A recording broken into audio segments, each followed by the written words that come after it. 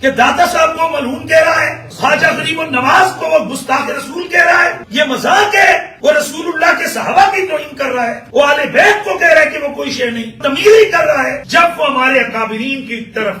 غلط قسم کی چیزیں منسوخ کر کے ان کی تکفیر کرے گا، ہم اس کی زبان کو لگام دیں گے، اور اگر اداروں نے لگام نہیں دی تو انشاءاللہ ہم اس کو لگام دیں گے۔ مرزا صاحب تم تو کہہ رہے تھے کہ میرے بول آؤ منجی ٹھکواؤ، اے پتر منجی ٹھوک کے حنیف قریشی کا۔ اپنے ملکی اداروں سے ایک سوال کر رہا ہوں، میں ڈسٹرکٹ جہلم کی جو پولیس ہے اس سے، اور جو ہمارے بقاء و سلامتی کے ادارے ہیں ان سے، کہ جناب آپ تو لگے ہوئے ہیں، سینکڑوں ہزاروں فوجی آپ نے مروا دیے ہیں آپریشن کر کے کہ ہم تکفیریوں کا خاتمہ کر رہے ہیں، تو ایک ایسا تکفیری کہ جو آپ کے بالکل بغل کے نیچے ہے اور وہ اتنی بڑی ہے تو کسی آپ کے جنرل کرنل کو کافر کہہ رہے ہیں، اور وہ تو خواجہ غریب النواز کی تکفیر کر رہا ہے، وہ تو اولیاء کرام کی تکفیر کر رہا ہے، وہ تو صحابہ کرام کو بدماش کہہ رہا ہے، نہ جانے وہ کیا کیا بکواس کر رہا ہے۔ مطلب آپ کیا چاہتے ہیں ہم کیا کریں؟ کیا مطلب ہم کیا کریں؟ مجھے بتائیں آپ لوگ اس کا حل کیا ہے؟ جب ریاست اپنا کام نہیں کرتی، ہم آئے ہیں ہمارے سامنے بیٹھے وہ بھی نہیں ہوتا ہے، اب بتائیں ہم کیا کریں اس کا؟ خدا کے لیے اس ملک کا لحاظ رکھیں، آپ اس ملک کے اوپر مہربانی کریں، آپ لوگ یہ ہم مذاق ہے۔ آپ تمام احباب کا شکریہ، ساری صورتحال آپ نے بھی دیکھ لی ہے اور بہت ساری باتیں میرے سے پہلے دونوں تینوں دوستوں نے بیان کر دی ہیں۔ الحمدللہ العظیم حضور مسلم امت پیر طریقت پیر سید حسین الدین شاہ صاحب کی دعاؤں سے ہم آج یہاں اس 26 نومبر کی کال پر یہاں پہنچے ہیں کہ جس 26 نومبر میں پورے پاکستان نہیں بلکہ پوری دنیا کے اندر اردو بولنے سمجھنے والوں کو ایکسائٹڈ کیا ہوا تھا۔ میں نے اپنی پوری زندگی میں اتنی بےتابی سے کسی تاریخ کا انتظار بڑے بڑے کرکٹ میچوں میں بھی نہیں دیکھا ہے کہ جتنا لوگوں نے 26 نومبر کا انتظار کیا۔ مرزا محمد علی جھیلوی صاحب کے ساتھ ہمارا ذاتی کوئی جھگڑا کوئی اختلاف نہیں ہے، دراصل ان کی جو گفتگو کچھ عرصے سے وہ کر رہے ہیں جس میں انہوں نے واضح طور پر تقدیس شان الہی، شان انبیاء، شان صحابہ، شان اہل بیت اور بالخصوص اولیاء کرام کی عظمت و شان کے حوالے سے انتہائی نازیبا، جارحانہ اور قابل گرفت گفتگو کی ہے، اور نہ صرف یہ کہ ایک آدھ دفعہ کوئی گفتگو بار بار، اور پھر اپنے جارحانہ انداز سے انہوں نے پوری دنیا کے مسلمانوں کو بالخصوص پاکستان کے اندر تمام مسالک کے علماء کو للکارتے رہے، اور اس سے پوری قوم واقف ہے۔ کبھی تو کہتے جنوں لے آؤ، فلانے نوں لے آؤ منجی ٹھکو آ جاوے، کبھی کہتے فلاں نوں حوال ہو آؤ، کبھی کہتے فلاں آ جاؤ میرے سامنے آ جاؤ، میں ان فرقوں کی، میں ان مسلکوں کی موت ہوں، میری صورت میں جناب ان پر عذاب الہی آ گیا وغیرہ، یہ ساری چیزیں ہم سنتے رہے، لیکن ہم یہ سمجھ رہے تھے کہ ہم پاکستان کے اندر ہیں جہاں قانون کی حکمرانی ہے اور ریاست اپنی ایک پاور رکھتی ہے، انتظامیہ موجود ہے، اور یہاں ہوتا یہ ہے کہ کسی مسجد کے اسٹیج پر کسی مسلک کی کسی فرقے جماعت کے خلاف کوئی عالم دین جارحانہ گفتگو کرتا ہے تو اس کے خلاف فوراً قانون حرکت میں آتا ہے، محض ایک ڈائری کے اوپر پرچہ ہوتا ہے اور جناب وہ حضرت صاحب جیل چلے جاتے ہیں۔ نہ جانے یہاں کون سی ایسی خاص اسٹریٹجی اداروں کی تھی کہ ایک شخص کو کھلی چھٹی دی گئی، یہاں تک کہ پورے تمام مسالک کے لوگ اس حوالے سے سراپا احتجاج بنے رہے اور اب بھی ہیں کہ بھئی اس شخص کو لگام دو، اس کو روکو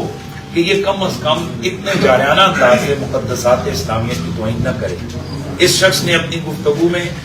حضرات اولیاء کرام جن پر اجماع ہے پوری امت کا، حضرت داتا علی اجویری،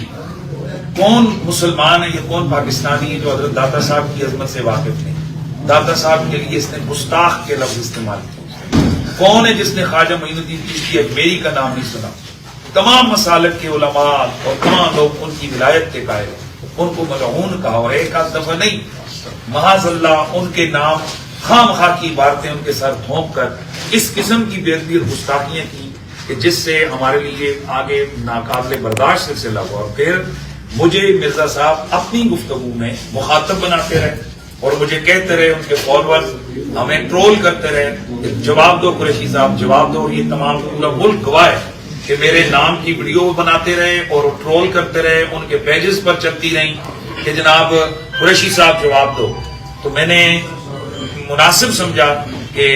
اویس ربانی صاحب کے ساتھ ایک پوڈ کاسٹ میں نے اس پر کہا تھا کہ چونکہ مجھے وہ بار بار ویڈیوز میں کہہ رہے ہیں تو پھر ٹھیک ہے ہم ان کو جواب دینے کے لیے تیار ہیں، لیکن یہ اس طرح نہیں کہ ویڈیو ہم لوگ کھیلیں کہ وہ ادھر سے کلپ بنائیں ہم ادھر سے کلپ بنائیں اور پھر جب اصل بات ہو اس کو جناب وہ ہوا میں اڑا دیں یا کھچ مار دیں، جیسے کہ وہ جگتے مار کر اپنے مسئلے کو وہ کرتے ہیں. اس کا طریقہ کار ہوتا ہے جیسے پورا علم المناظرہ اس کی روشنی میں مباحثہ ہو،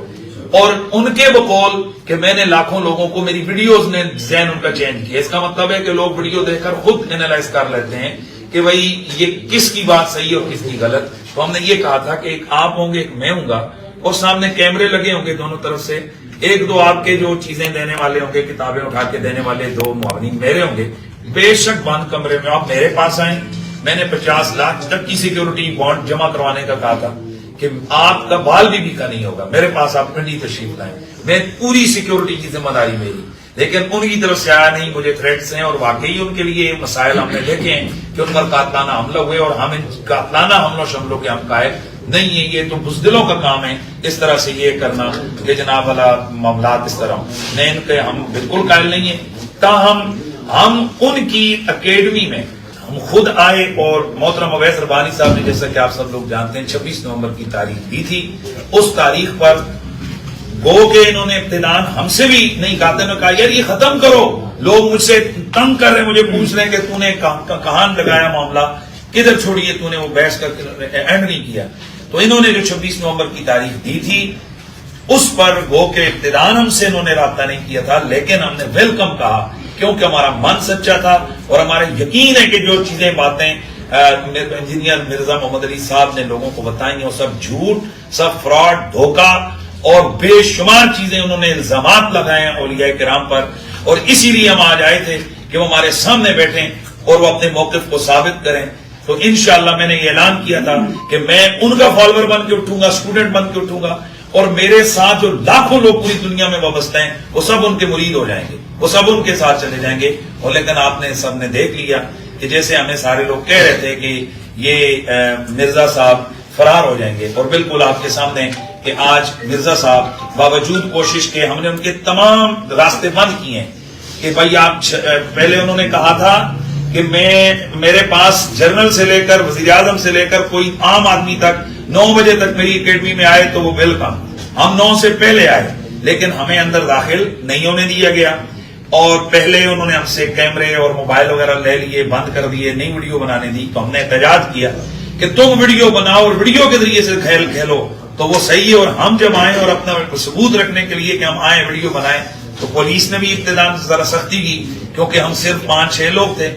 تاہم بارازاں ہم نے تحریراً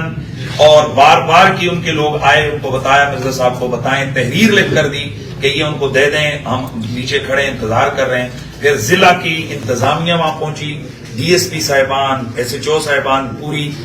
ضلع کی انتظامیہ وہاں گئی اور انتظامیہ نے ان سے بار بار کہا جی کہ آپ ان کو کیا جواب دیں گے. ان کا پہلا جواب آیا کہ ہم ابھی ہمارا لیکچر ہو رہا ہے اور اس کے بعد ہم کریں گے. بعد ازاں مرزا صاحب کی طرف سے آپ تمام لوگوں نے دیکھا کہ ڈی ایس پی صاحب نے خود کھڑے ہو کر اعلان کیا کہ مرزا صاحب نے کہا کہ جا کر ان کو بتا دیں کہ میں کسی قسم کا کوئی بحث، کوئی مناظرہ، کوئی کچھ بھی نہیں کرتا. ہمیں تو یہ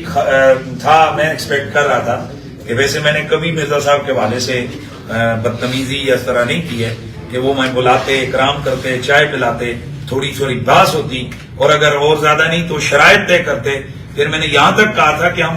چاہتے تھے کہ یار ہم آپ کو فون کر کے تاریخ دے دیں گے، صرف ویڈیو بنے گی، بعد میں ہم اپلوڈ کریں گے، لوگوں کو پتہ چل جائے گا کہ یہ مناظرہ ہو چکا ہے. لیکن کچھ بھی ہمیں وہاں سے پازیٹو جواب نہیں ملا. باقی آپ تمام احباب کا شکریہ. اب میں